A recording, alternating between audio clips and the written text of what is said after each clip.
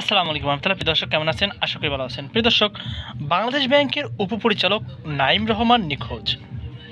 চলুন ইত্তেফাকের রিপোর্টের মাধ্যমে আমরা জেনে নিই।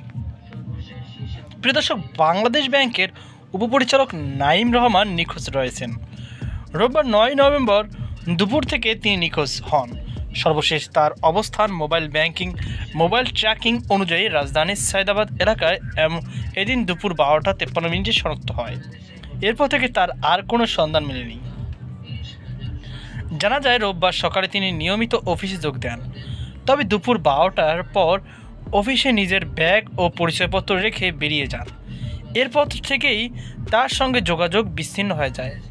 দুপুর ১২টা ৫৩ মিনিটে তিনি সহকর্মী এক কর্মকর্তাকে শেষবারের মতো একটা বার্তা পাঠান, যেখানে ছোট বোনের জন্য চাকরির অনুরোধ জানিয়ে লিখেছিলেন, এটাই হয়তো আমার শেষ চাওয়া। এই বার্তাটি থেকে ধারণা করা হচ্ছে তিনি মানসিকভাবে বিপর্যস্ত রয়েছেন। তার সহকর্মীরা জানান, নাঈম রহমান দায়িত্বশীল ও শান্ত স্বভাবের কর্মকর্তা হিসেবে পরিচিত। তবে সাম্প্রতিক সময়ে কিছু আর্থিক ও পারিবারিক চাপের কারণে তিনি মানসিকভাবে ভেঙে পড়েছেন। বাংলাদেশ ব্যাংক অফিসার্স ওয়েলফেয়ার কাউন্সিলের ঢাকা শাখার সভাপতি ও অতিরিক্ত পরিচালক মাসুম বিল্লাহ বলেন, আমরা সবাই নাঈমের খোঁজে আছি।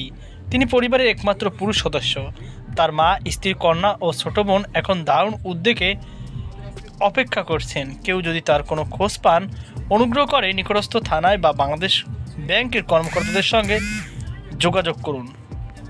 নাঈম রহমান নিখোঁজ সংক্রান্ত সাধারণ ডায়েরি জিডি ইতিমধ্যে করা হয়েছে। তার মোবাইল লোকেশন ও সম্ভাব্য যাতায়াত পথ ধরে পুলিশ অনুসন্ধান চালাচ্ছে বলে জানিয়েছে তদন্ত কর্মকর্তারা। তো প্রিয় দর্শক, এই ছিল আমাদের সর্বশেষ সকল বার্তা। আল্লাহ হাফেজ।